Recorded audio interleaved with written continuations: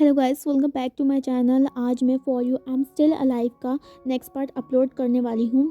कुछ प्रॉब्लम की वजह से मुझे स्टोरी को बीच में रोकना पड़ा था, लेकिन अब मैं रेगुलर बेसिस में स्टोरी को अपलोड करूँगी एंड जिसे इसके आगे की स्टोरी लाइन जानी थी वो आज से इसे सुन सकता है। लास्ट कुछ पार्ट में हमने देखा था किस तरीके से हंगवन जुन को ईलिंग पैक्टुआट ने जंगल से किडनैप कर लिया था एंड अपने महल में फोर्सफुली रखा हुआ था। एंड हंगवन जुन अपनी पावर भी खो चुके थे, जिसे ईलिंग पैक्टुआट ने उनकी गोल्डन कोर को ब्लॉक कर दिया था। और यहाँ पर सभी को पता भी चल जाता है कि किस तरीके से हंगवन जुन किडनैप हो चुके हैं एंड लैन शुशन एंड लैन कुरन कंटिन्यूसली उन्हें ढूंढ रहे हैं। अब हमें लास्ट पार्ट में ये भी दिखाया जाता है कि वांग जी महल से भाग ही रहा होता है, तभी उसके सामने कोई पर्सन खड़ा हो जाता है, जिसे देखकर वांग जी काफ़ी ज़्यादा शॉक था एंड वहीं पर ही फ्रीज़ हो गया था। अब हम स्टोरी में आगे देखते हैं। वांग जी बहुत घंटे से वहीं पर खड़ा होता है। अब हमें सामने वाले शख्स को दिखाया जाता है कि कौन है वांग जी के सामने खड़ा। सामने शूशी खड़ा था, जो कि ईलिंग पैक्टुआट का सेनापति था। शूशी वांग जी को देखकर काफ़ी ज़्यादा स्माइल कर रहा था। शूशी वांग जी को काफ़ी देर से फॉलो कर रहा था। नाइट पेट्रोलिंग के टाइम पे शूशी देखता है कि किस तरीके से वांग जी विंडो से रोप के थ्रू नीचे उतरता है एंड सीधा महल के डोर की तरफ भागने लगता है। काफ़ी देर से हंगवन जुन को फॉलो कर रहा था, लेकिन पहले वो हंगवन जुन के पहले पास नहीं आता। जैसे ही वो हंगवन जुन को देखने लग जाता है कि वो सीधा बाहर जाने वाले हैं डोर के पास, तो वो अचानक से उनके सामने आ जाता है, जिसे देखकर वांग जी वहीं पर रुक जाता है। शूशे हंगवन जुन से पूछता है, हंगवन जुन, क्या मैं जान सकता हूँ कि आप इतनी मिडनाइट को यहाँ पर क्या कर रहे हैं? वांग जी कुछ नहीं बोल पाता था, क्योंकि वो सच तो बोल नहीं सकता था कि वो यहाँ से भागने की कोशिश कर रहा था। एंड उसे इतना भी पता था कि शूशे ने उसको पकड़ चुका है, तो इसका मतलब है ईलिंग पैक्टुआट को भी पता चल जाएगा। वांग जी काफ़ी ज़्यादा डर जाता है, क्योंकि ईलिंग पैक्टुआट ने उसको पहले से वार्निंग दी थी कि यहाँ से भागने का सोचना मत, एंड अगर उसने भागा तो उसे पनिशमेंट ज़रूर तो मिलेगी। शूशे वांग जी से दोबारा पूछता है, हंगवन जुन, आपने जवाब नहीं दिया, लेकिन वांग जी कुछ नहीं कहता। शूशी बोलता है, हंगवन जुन, अच्छा होगा कि ईलिंग पैक्टुआट के आने से पहले आप पहले अपने रूम पे चले जाइए, नहीं तो आप जानते हैं ईलिंग पैक्टुआट आपके साथ क्या करेंगे। वांग जी जानता था कि शूशी सही कह रहा है, तो वांग जी वहाँ से पीछे मुड़ता है एंड अपनी रूम की तरफ से चला जाता है एक डिसअपॉइंटेड लुक के साथ।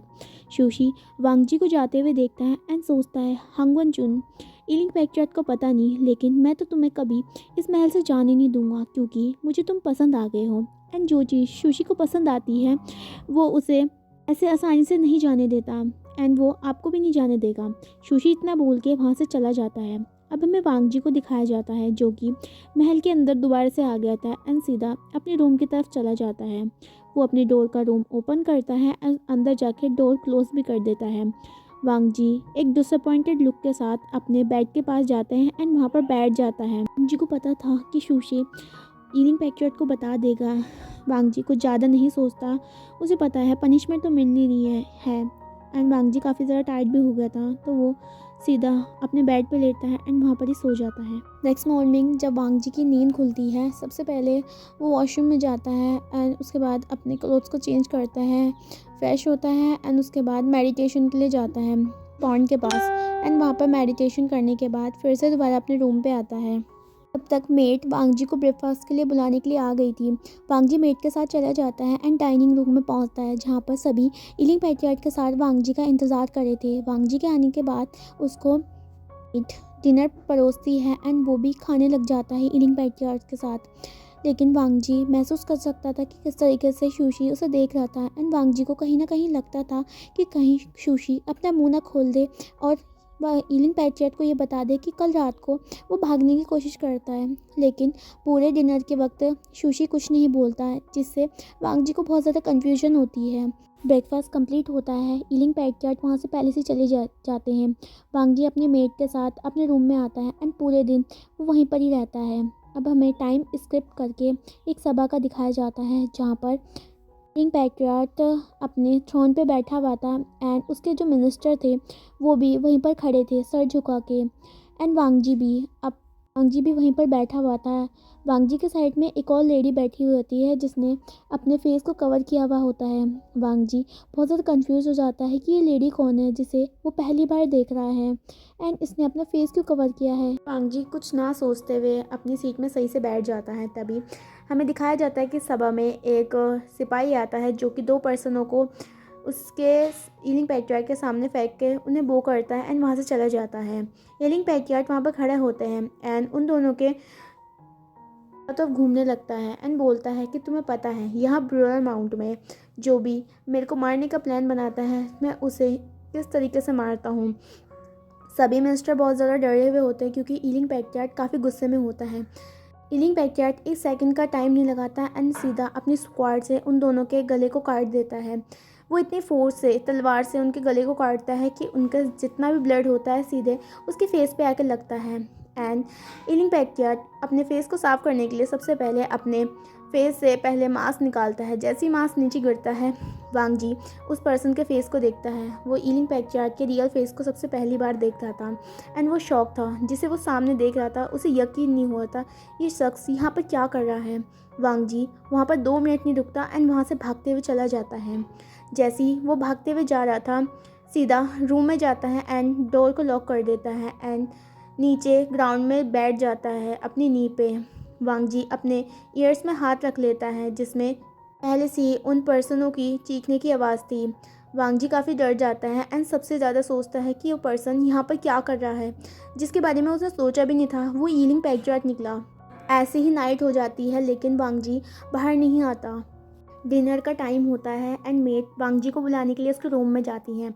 मेट वांग जी को वो करती है एंड बोलती है हंगुन जुन ईलिंग पैट्रियार्क आपको डिनर के लिए बुला रही है।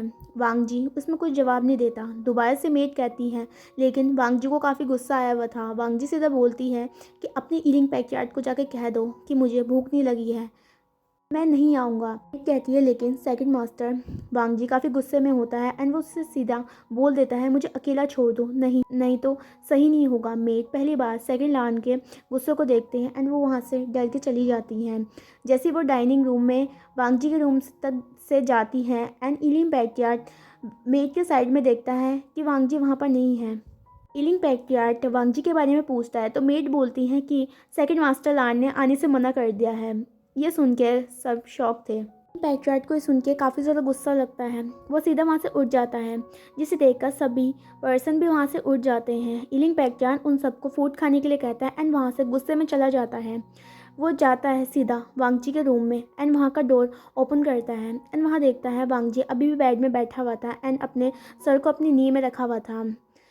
ईलिंग पैट्रियार्क सीधा वांग जी के पास जाता है एंड उससे बोलता है कि मैं तुमसे कामली बात कर रहा हूँ, इससे इसका ये मतलब नहीं है कि तुम हमेशा मेरे ऑर्डर को फॉलो नहीं करोगे। वांग जी जो कि ईलिंग पैट्रियार्क की आवाज़ सुनता है एंड अपने सर को ऊपर, जो उसका सर नीचे होता है उसे ऊपर करता है। वो ईलिंग पैट्रियार्क की तरफ देखता है जो कि उसे ही देख रहा था। गुस्से में वांग जी बेड से नीचे उतरता है और जाके सीधा ईलिंग पैट्रियार्क के मास्क को उतार देता है एंड मास्क नीचे गिर जाता है और वांग जी हंसता हुआ कहता है छुपाने की क्या ज़रूरत है जब तुम सच में अपना रियल फेस दिखा चुके हो। सही कहा ना मैंने यूनमत प्रिंस वेवेशन, या फिर मैं कहूँ ईलिंग पैट्रियार्क विंग वांग जी की तरफ देखता है जो कि उसे ही गुस्से में देख रहा था।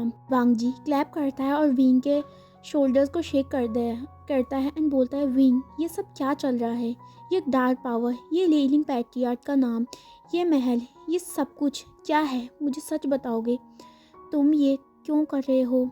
तुम्हें पता है मुझे यकीन नहीं हुआ जब मैंने उस ईलिंग पैट्रियार्क वाले मास्क के पीछे तुम्हें देखा। मुझे लगा कहीं ना कहीं मैं सब कुछ देख रहा हूँ वो सब झूठ है। विंग बोलता है ये सब सच है लंजा कि मैं ही डाल कल्टीवेटर किंग ईलिंग पैट्रियार्क हूँ, ना कि वो कमज़ोर विंग जिसे सब ने मिलके मार चुका है। वो विंग कब का मर चुका है और अब सिर्फ बचा है ईलिंग पैट्रियार्क। वांग जी बोलता है विंग ऐसा कैसे और क्यों। विंग कहता है अभी टाइम नहीं हुआ लंचा तुम्हें बताने का। वांग जी बोलता है ठीक है पर तुम मुझे यहाँ पर क्यों लाए हो। विंग बोलता है मैरिज करने के लिए, मैं तुमसे मैरिज करना चाहता हूँ। वांग जी कहता है, विंग तुम मेरे साथ फोर्स कर रहे हो। वांग जी को ऐसा लगता है कि विंग वांग जी को अपने बेनिफिट के लिए यूज़ कर रहा है, इसलिए वो उससे मैरिज करना चाहता है, पर ऐसा कुछ नहीं था। रियलिटी में विंग वांग जी से प्यार करता था बचपन से ही। वांग जी बोलता है, विंग अभी मुझे गूसू जाना है, मुझे मुझे यहाँ से जाना है, मुझे सीधा तुम गूसो में छोड़ोगे, और उससे पहले जो कि तुमने मेरी कॉल को ब्लॉक किया है उसे रिलीज़ करो। मैं यहाँ पर नहीं रहना चाहता हूँ। वांग जी विंग को छोड़ने की बात कर रहा था। ये विंग को अच्छा नहीं लगता है। विंग वांग जी को वॉल पे पुश करता है और बोलता है, तुम कहीं नहीं जाओगे, तुम मेरे हो लंचा, सिर्फ मेरे। इतना कह के विंग वांग जी को हंगरीली किस करता है। वांग जी को काफ़ी पेन हो रहा था क्योंकि विंग उसे बहुत ज़्यादा बाइट कर रहा था। वो विंग को पूरी फोर्स के साथ धक्का देता है और एक स्लैप भी करता है, जिससे विंग फ्लोर पे गिर जाता है। वांग जी बोलता है, विंग तुम डीमन हो, मुझे लगता था तुम पे इंसानियत होगी, लेकिन आज तुमने बता दिया है कि टीम अब पूरे के पूरे डीमन बन चुके हैं। तुम लोगों को मारते हो, तुम वो विंग नहीं हो जिसे मैं जानता था। मुझसे दूर रहो, आई हेट यू, मेरे सामने से चले जाओ, मैं तुम्हारी शक्ल भी नहीं देखना चाहता हूँ। विंग को वांग जी की बातें बहुत ज़्यादा चुभ रही थी। विंग की आईज से टीयर निकल जाता है, जो कि वांग जी भी देख लेता है। वांग जी जब विंग की आईज में टीयर्स देखता है तो उसे अपने दिल में बहुत ज़्यादा दर्द होता है, पता नहीं क्यों। विंग अपनी आईज़ को साफ करता है और वहाँ से चला जाता है। विंग जो वांग जी के रूम से सिर्फ बाहर जाता है एंड बस चलता जा रहा था। उसके दिल में इतना पेन हो रहा था कि वो सीधा चल ही रहा था, उसे किसी चीज़ का होश नहीं था।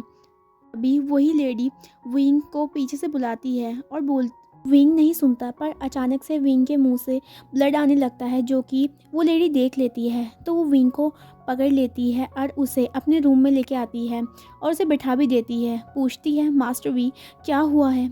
विंग चेक करने लगती है। विंग कहता है, उसे भी मुझ पर विश्वास नहीं है, वो भी मुझे नहीं समझता। विंग ये कहता है, इतने में उसकी आंखों से एक आंसू गिर जाता है।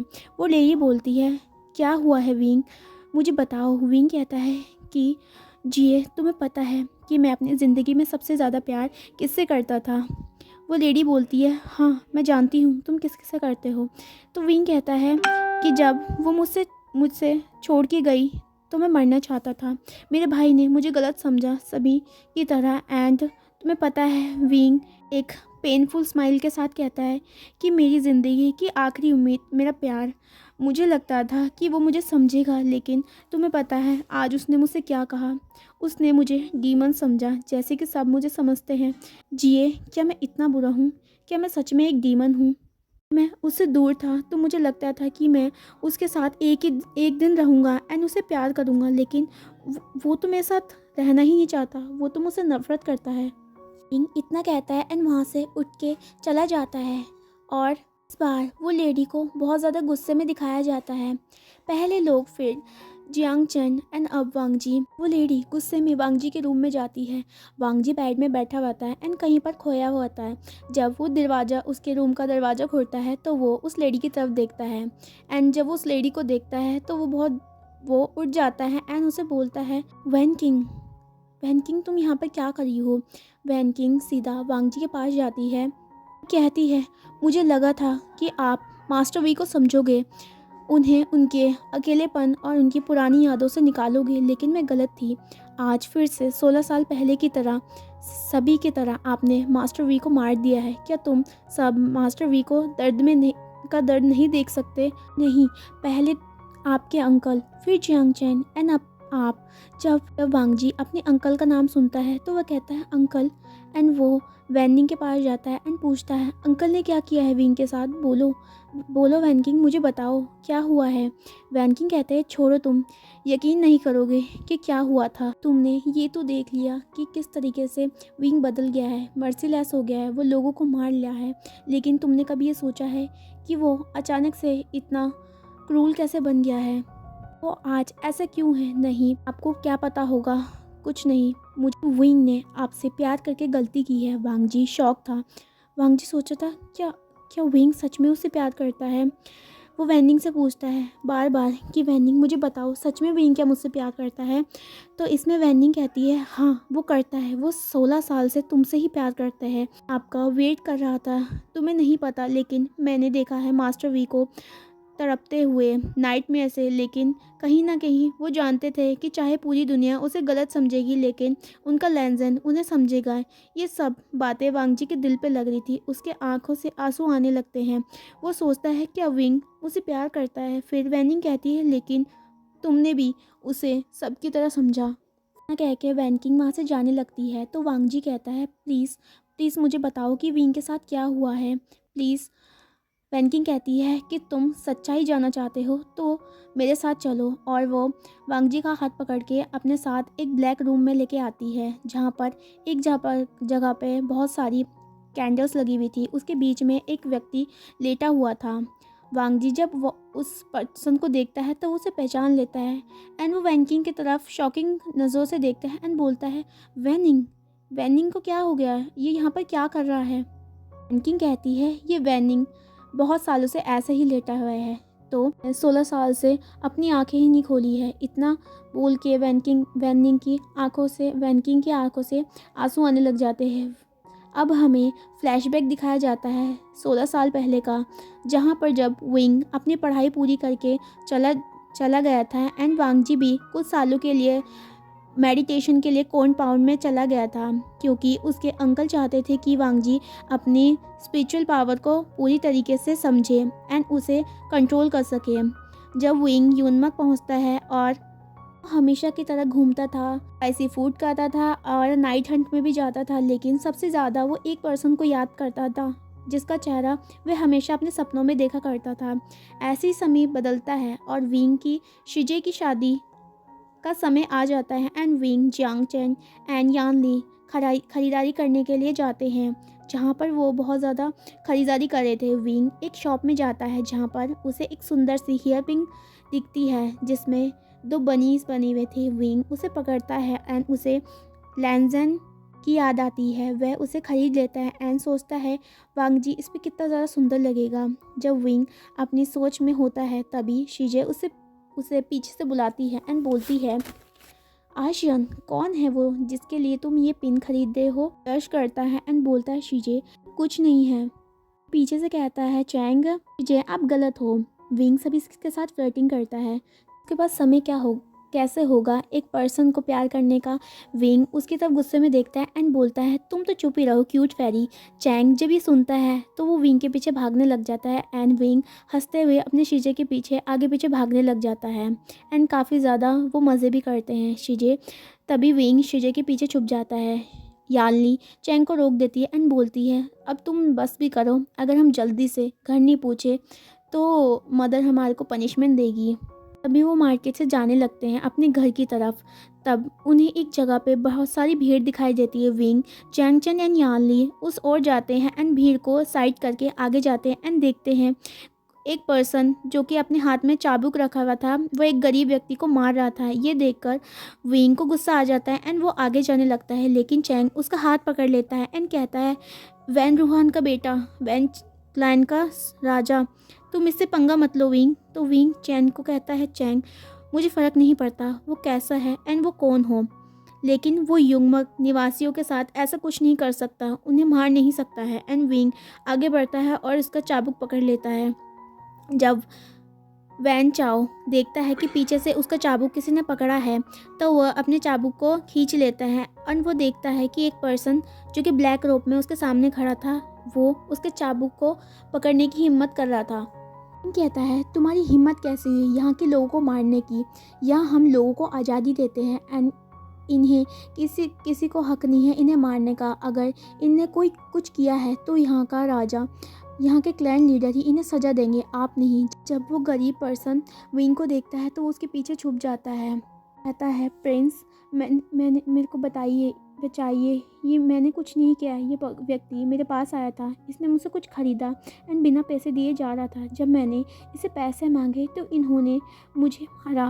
विंग को ये सुन के बहुत ज़्यादा गुस्सा आता है, लेकिन वो एक स्मर्क करता है और बोलता है, द ग्रेट वैन चाओ किसी को उसकी चीज़ के लिए पैसे भी नहीं दे सकते, इतनी शर्म की बात है। ये सुन के सभी हंसने लग जाते हैं। वैन चाओ को गुस्सा आता है। विंग को वो मारने वाला होता है, तो जो उसके साथ एक लड़की आई थी वो उसे रोक लेती है एंड बोलती है अभी सही टाइम पे नहीं है, इसे बाद में देखेंगे, यहाँ पर ये करना ठीक नहीं है। वैन चाओ उसकी तरफ देखता है और बोलता है तुम्हें बाद में देख लूँगा, एंड इतना कह के वो वहाँ से चला जाता है। जैन चैन चैन उसके पास आता है और बोलता है विंग तुमने उसे पंगा लेकर अच्छा नहीं किया, वो शैतान है। तो विंग कहता है तो क्या कर सकते हैं, हम अपने लोगों को ऐसे मरते हुए तो नहीं देख सकते। यालनी कहती है चलो तुम दोनों अब यहाँ पर ज़्यादा और लेट नहीं करते, हमें भी घर पे जाना होगा।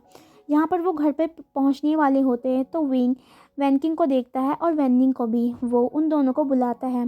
वैनिंग और वैनकिंग उसकी तरफ देखती हैं।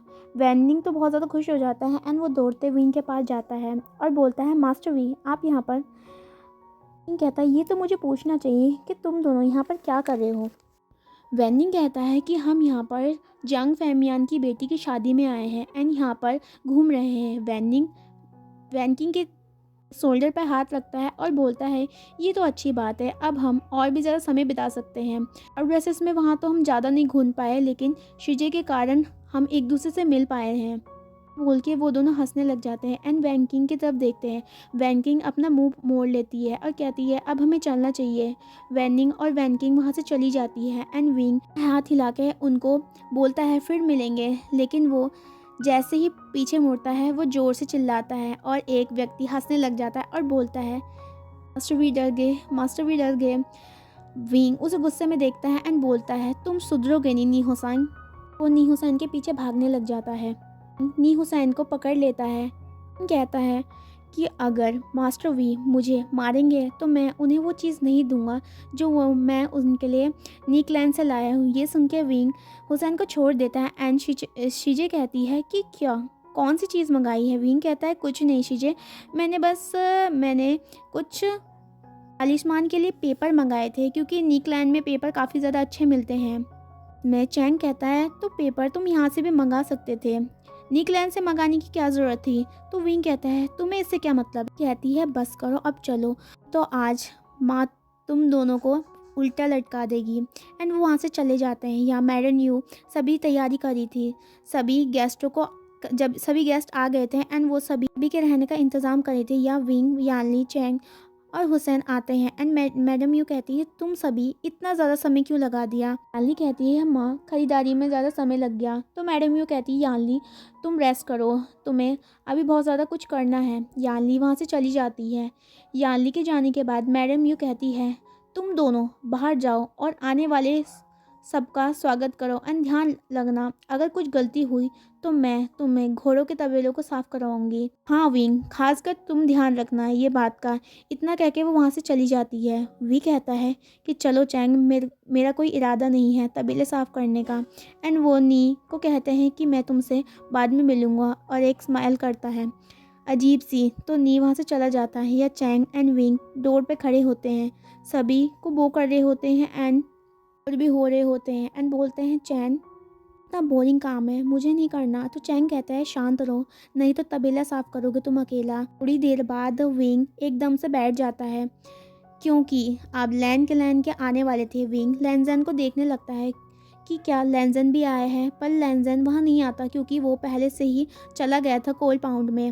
विंग को जब वांगजी नहीं दिखता तो वो बहुत ज़्यादा दुखी हो जाता है एंड लैंड चिजन के देखता है। लैंड चिजन के वो पीछे जाता है एंड पूछता है फूजुन क्या वांगजी नहीं आया है। वो लैंड चिजन समझ गए थे एंड वो हंसते एंड बोलते हैं नहीं अंकल ने उसे कोल्ड पाउंड में मेडिटेशन के लिए भेजा है। विंग दुखी हो जाता है एंड वो लैंड कुरैन को जो कि किसी से बात कर रहे थे उसे देखता है एंड मन में कर्ज करता है और बोलता है ये बूढ़ा हर समय मेरे काम के बीच में आ जाता है। एंड वो मुंह बनाने लगता है। लैंड चिजन विंग का इस मुंह बना के देखता है एंड हंसने लग जाता है एंड वी को बोलता है कि मन में कुरैन को अभी भी कर्ज कर रहा था।